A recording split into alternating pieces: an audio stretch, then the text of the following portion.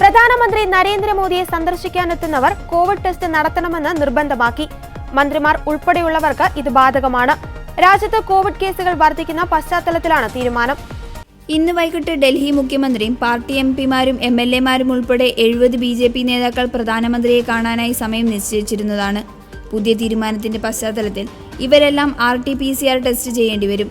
ഡൽഹി തെരഞ്ഞെടുപ്പിലെ വിജയത്തിൽ അനുമോദിക്കാൻ മോദി സംസ്ഥാനത്തെ എല്ലാ പാർട്ടി നേതാക്കളെയും അത്താഴവിരുന്നിന് ക്ഷണിച്ചിരുന്നു. അത്താഴവിരുന്നിൽ പങ്കെടുക്കുന്നവർ RT-PCR ചെയ്ത് നെഗറ്റീവാണെന്ന് തെളിയിക്കേണ്ടി വരും. കേന്ദ്ര ആരോഗ്യ മന്ത്രാലയത്തിന്റെ കണക്കനുസരിച്ച് 24 മണിക്കൂറിനിടെ 306 കോവിഡ് കേസുകളാണ് റിപ്പോർട്ട് ചെയ്തത്. 6 മരണവുമുണ്ടായി. 3 കേരളത്തിലും കർണാടകയിൽ 2, മഹാരാഷ്ട്രയിൽ 1 കോവിഡ് മരണങ്ങളാണ് റിപ്പോർട്ട് ചെയ്തത്. നിലവിൽ രാജ്യത്ത് 7000 പേർക്ക് കോവിഡ് റിപ്പോർട്ട് ചെയ്തിട്ടുണ്ട്. ഇതിൽ കേരളത്തിലാണ് പോസിറ്റീവ് കേസുകൾ കൂടുതൽ.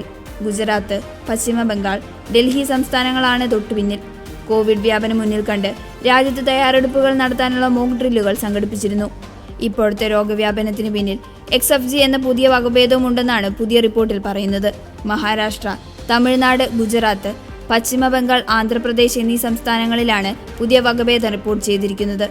89 രോഗികളുള്ള മഹാരാഷ്ട്രയിലാണ് ഏറ്റവും അധികം XFG എന്ന കേസുകളുള്ളത്.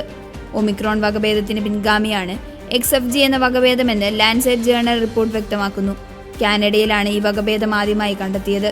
LF.7, LP.8.1.2 എന്നീ വകഭേദങ്ങളിൽ നിന്നാണ് XFG ഉണ്ടായിരിക്കുന്നത്. വ്യാപനശേഷി കൂടുതലുള്ള ഈ വകഭേദത്തിന് ശരീരത്തിന്റെ സ്വാഭാവിക പ്രതിരോധ സംവിധാനത്തെ എളുപ്പത്തിൽ മറികടക്കാനാകുമെന്ന് ലാൻസെറ്റ് പഠനത്തിലുണ്ട്. രാജ്യത്തെ നിലവിലെ രോഗവ്യാപനത്തിന് പിന്നിൽ Omicron ഉപവകഭേദങ്ങളായ LF.7, XFG, JN.1, NV.1.8.1 എന്നിവയാണെന്നും നിലവിൽ ആശങ്കപ്പെടേണ്ട കാര്യമില്ലെന്നും ISMR ഡയറക്ടർ ജനറലായ ഡോക്ടർ രാജീവ് ബേൽ നേരത്തെ വ്യക്തമാക്കിയിരുന്നു.